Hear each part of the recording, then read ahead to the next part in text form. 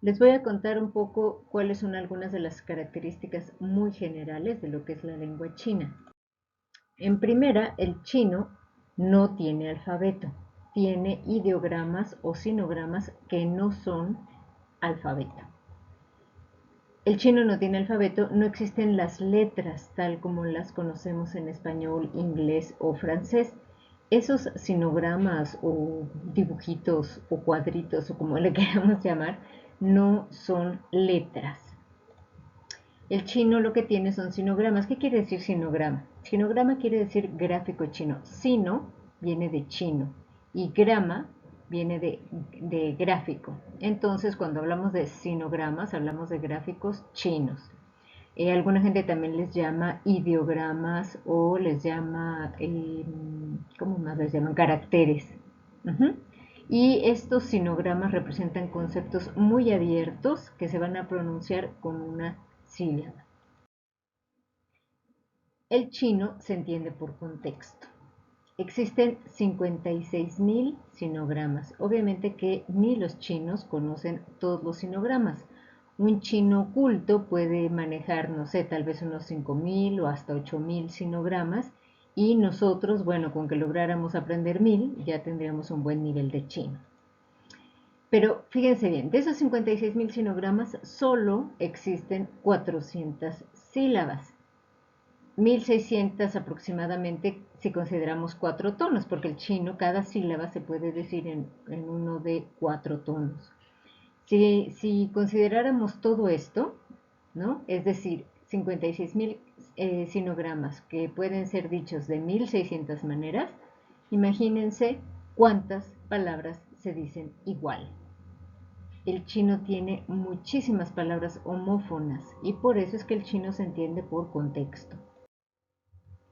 Bueno, ¿qué es un sinograma? Un sinograma es el simbolito que se escribe en un cuadrito o en una suerte de cuadrito. Vamos a imaginar un cuadrito para poderlo escribir. Bueno, cada cuadrito se lee con una sílaba. Cada sílaba tiene su propio significado. Es decir, un sinograma igual a un cuadrito igual a un significado. Una palabra en el chino moderno se forma en la mayoría de los casos con una o dos sílabas. Puede haber palabras con más, pero normalmente son uno o dos. Lo que es más, la mayoría de las palabras del chino moderno son bisílabas. El chino es una lengua con palabras muy flexibles y estructuras muy rígidas. La mayoría de las lenguas occidentales tienen palabras rígidas y estructuras flexibles, es decir, son un poco al revés. Vamos a poner un ejemplo en el caso del español, la palabra casa. ¿Cuánta información hay en esta palabra? Bueno, pues tenemos tres cosas mínimo, ¿no? Uno es el concepto en sí mismo, casa. Otro es el género, sabemos que es femenino. Y otra es el número, sabemos que es una casa. Entonces tenemos información sobre el concepto, sobre el género y sobre el número en una sola palabra, en este caso casa. Pero ¿qué pasa con esa misma palabra cuando es en chino? Fangzi. ¿Qué nos dice la palabra fangzi? Solo nos habla del concepto, o sea, solo nos dice que es una construcción cubierta destinada a ser habitada, por decirlo así, ¿no? No nos va a dar información sobre género. ¿Por qué? Pues porque en chino los sustantivos no tienen género. Tampoco nos dice la cantidad, no nos dice el número, no nos dice cuántas casas. No, solamente nos dice que se trata de una casa. Ajá. Los sinogramas entonces expresan una sola idea, son únicos. No es que yo le agrego un palito y entonces quiere decir no sé qué, o le quito, o le transformo. No, los sinogramas chinos no se pueden transformar en nada, son como son. De hecho, no es necesario inventar tantas palabras nuevas. Si tienen 56.000 sinogramas, yo creo que con eso les da para poder transformar, decir, describir muchísimas cosas. No necesitan ponerle más palitos, ni menos, ni nada. Además del chino, cada uno de esos sinogramas que les comentaba son palabras multifuncionales. ¿Qué quiere decir eso? Quiere decir que la mayoría de las palabras chinas, si no es que todas, pueden cumplir funciones distintas, funciones gramaticales distintas, de acuerdo al lugar que ocupen en la oración. Lo más importante en chino es la sintaxis. orden de las palabras. Es más importante incluso que la gramática. Entonces, por ejemplo, si en español yo digo, yo manejo el coche de mi papá, también puedo decir, el coche de mi papá lo manejo yo. O puedo decir, yo, el coche de mi papá lo manejo. Y todo mundo entiende, cambia el orden de las palabras y bueno, algunas suenan un poco raro tal vez, pero todas se entienden. Mientras que si yo digo lo mismo, si yo cambio el orden en una oración china, ya estoy diciendo otra cosa, ya estoy diciendo que el coche me maneja o ya estoy diciendo cualquier otra cosa, pero no se entiende. Entonces es muy importante el orden de las palabras dentro de una oración, o sea, la sintaxis. Otro punto importante de la lengua china, bueno, y en general de la cultura china, es que no se trata de un pensamiento lineal, sino de un pensamiento holístico, es un pensamiento como más amplio, que abarca más cosas. Por ejemplo, si yo digo la palabra vaca o si yo leo vaca, ¿qué voy a hacer? Estoy viendo una serie de signos que para mí, en mi cabeza, representan primero que nada sonidos. Yo digo vaca, ¿no? Si lo fuera diciendo lentamente, ¿no? Cuando yo digo vaca o leo vaca, entonces, después de que he pronunciado o he leído la palabra vaca, entonces imagino una vaca. Lo mismo sucede si yo digo caballo. Primero voy a ir ligando esas letras que son sonidos y entonces produzco una palabra que tiene un significado muy evidente. ¿Qué pasa con el chino? En el chino yo lo que veo va a ser niao. Yo lo leo porque conozco el carácter, pero en realidad originalmente era el dibujo de una vaca.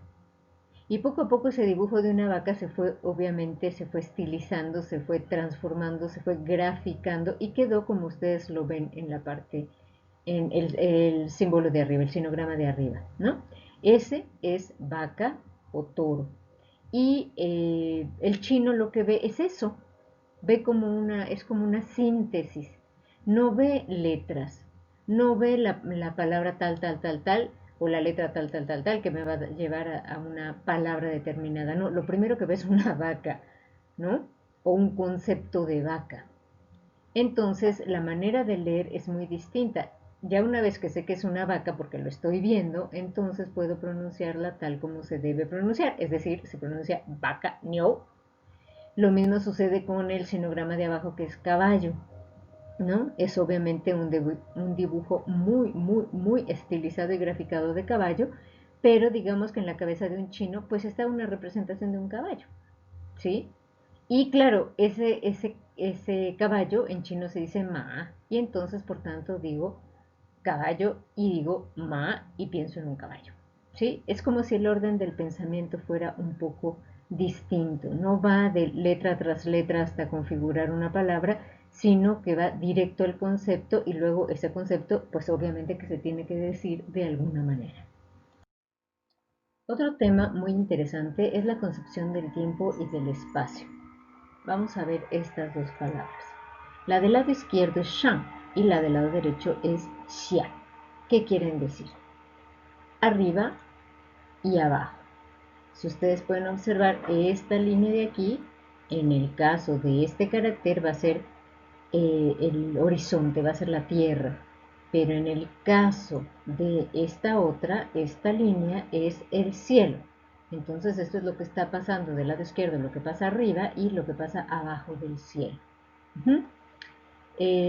Además, lo más interesante es que si nosotros consideramos no el espacio sino el tiempo, este primer sinograma nos representa un antes y este un después. Entonces, a nivel de tiempo es antes y después, y a nivel de espacio es arriba o abajo.